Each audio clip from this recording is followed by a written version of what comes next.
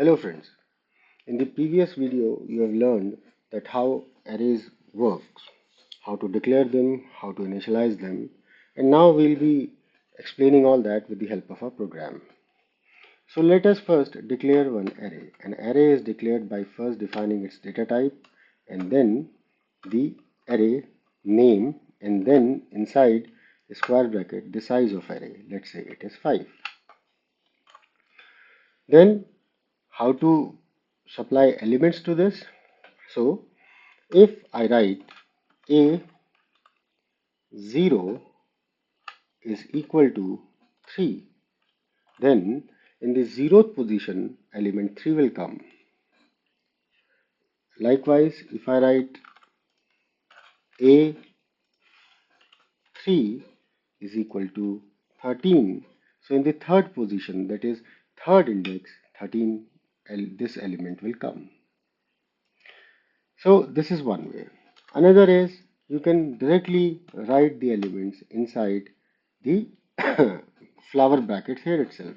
So let's say 2, 5, 7, 1, 8. What is the size? 5. So I have taken 5 elements. Okay. Now, apart from this, what will happen if I remove this 5? So this is also a valid um, initialization. So if I run it, it will be successfully running. No problem. Okay, so in this way you can declare and initialize an array. Now let us fetch the elements. So printf %d, comma, I am interested in the 0th index. So at the 0th index I am having 2. So if I want to fetch 4th index, so I will be getting 8 because at the 4th index I am having 8. Let's say I want to fetch 6th index. So what is this? Is 6th index existing? No, but why it is giving me something? So this is just the garbage. So you now understand the basic framework for declaring and initializing an array. But what if I want to fetch all the elements? Let's say we are having huge number of elements inside 7, 45, 3, 7, 6, 5, 4, 7, 8 and so on. Now if the number becomes 10 times of this, then it will be difficult for you. Then let's say I want to know the size or the number of elements in it. Then you simply say n is equal to size of this array, and if you divide it by the size of any element, let's say the first element, so this will give me the number of elements in this array, comma n. So this is having in totality 14 number of elements. Now let us print these elements. So as you know, they are indexed, sequentially indexed 0, 1, 2, 3, 4, 5, 6 and so on.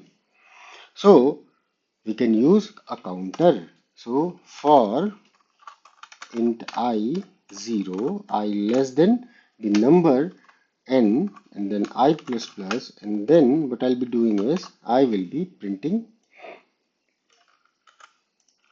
this, what? AI. Remember this. So if you do this, you will be getting numbers like this. Okay, but I want everyone to be in next line, so new line. So what it will do? First it will print A0, then it will print A1, it will print A2 and so on. So to make it look better, simply we can do this. I. Now run it. So at the 0th index I am having 2, at the 7th index I am having 3, at the 4th index I am having 8 and so on. So in this way you can print the array.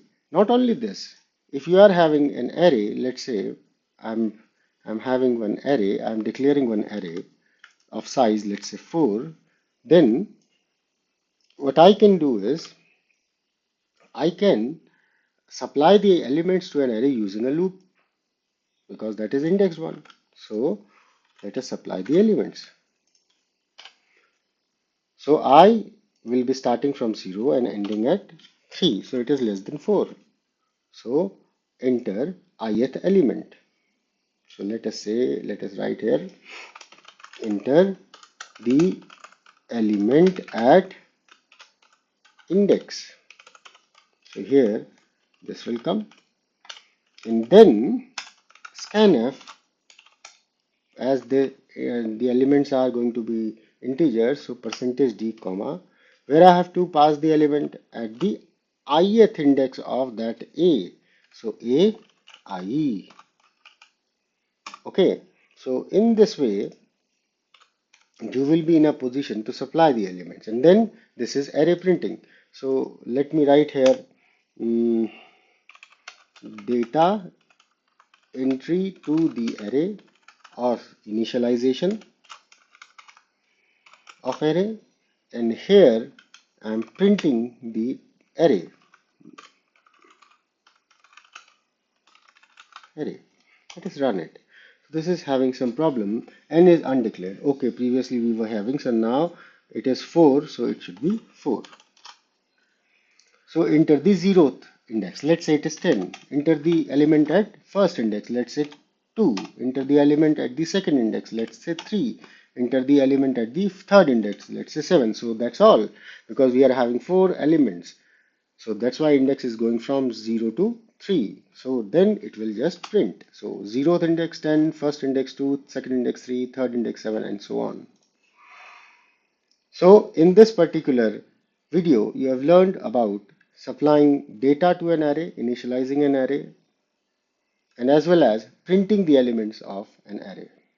So in the next video, what we'll do is we will solve some simple problems using arrays. So in this video, till this point only, thank you very much for watching it.